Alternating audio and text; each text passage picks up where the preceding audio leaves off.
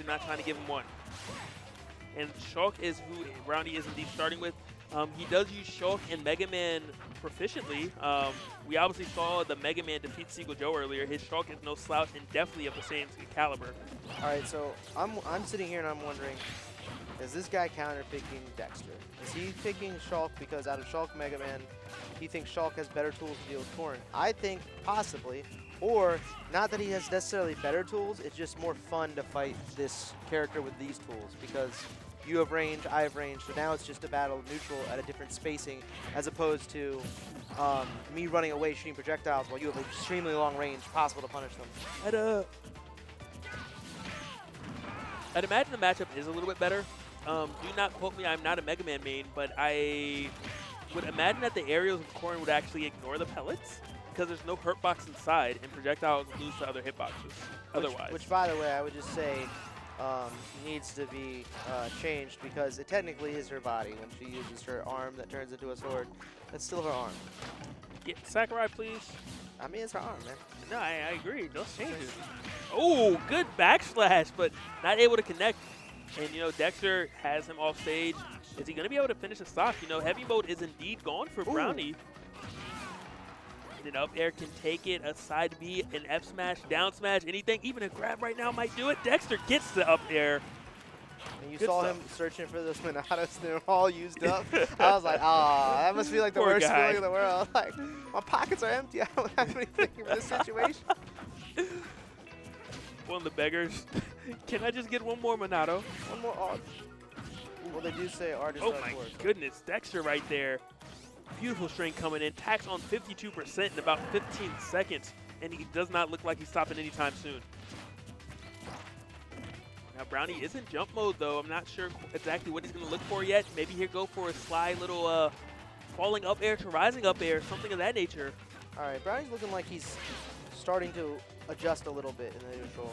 Like he's starting to learn his workarounds for these situations. But it might be a little too late because at this point, you know that unless you come back all the way to last hit in this situation, you know this didn't work.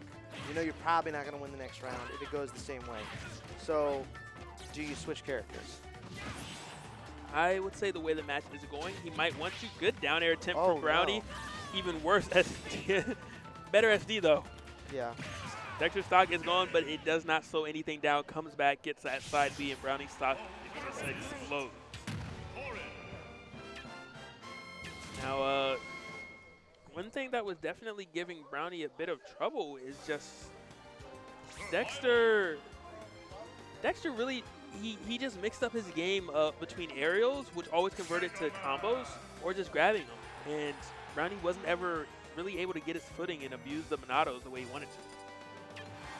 Yeah, it felt like every time that Brownie pushed a button or whipped the button, Dexter's punish was like pretty optimal. Like it wasn't just one hit. It was like, I'm hitting you a lot. And then every time Brownie punished him, which was still way less, it was like you were getting one hit.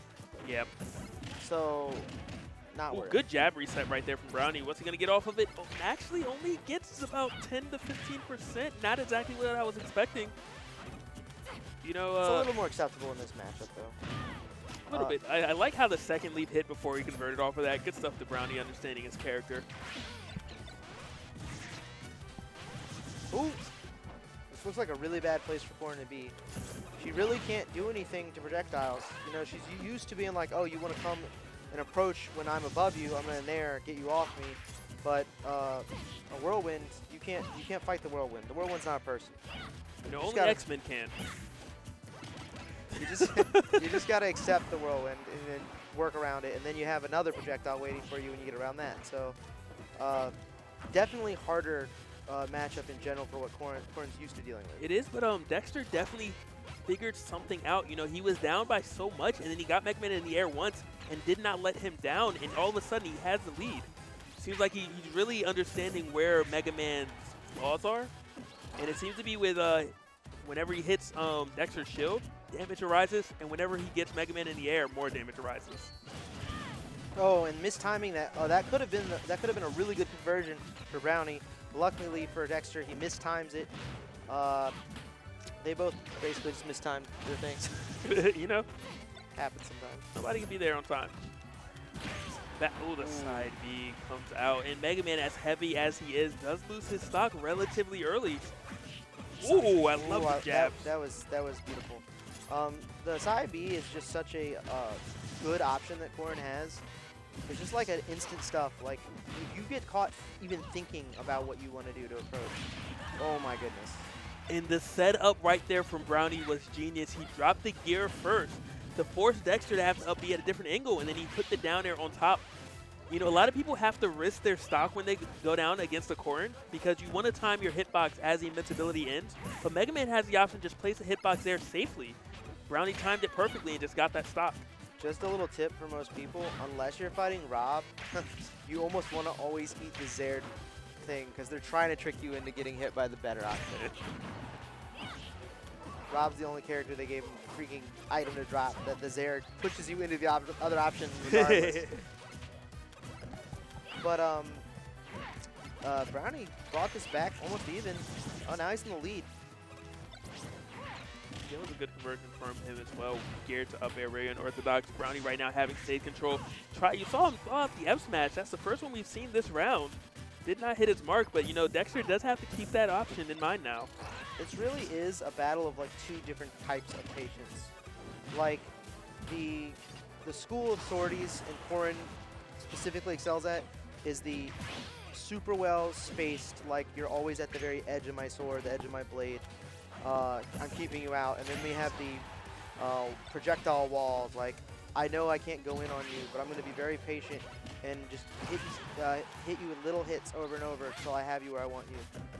And they're both actually putting on a really good show, both different styles. Oh, ooh, is that going to be it? Broke out and came up with a rising up air. Dexter with a beautiful reaction right there, and that might do it. That actually was Brownie's game. Had he just back-aired the, there too, I think he could have back-aired. He's choosing safer options because he's afraid of overcommitting, because that's what Corrin makes you do. He makes you afraid of overcommitting, because as soon as you do, you take a lot of damage or you get killed for it. And that side B might come into play, and it does. Dexter does take that. Very, very close game 2. Dexter finds the mark with the side B. And Mega Man will not be gaining that ability today. You got to stick with the leaps, man. You got to work your way up. Mega Man would be cool if he had like a move that takes your stock, he gets like a move from you or something. No. Like he does in his games? Kirby already makes me mad when Kirby does it. I don't need someone else. Kirby's is like, I feel like Mega Man is a character that they could design it to be relevant to the moveset.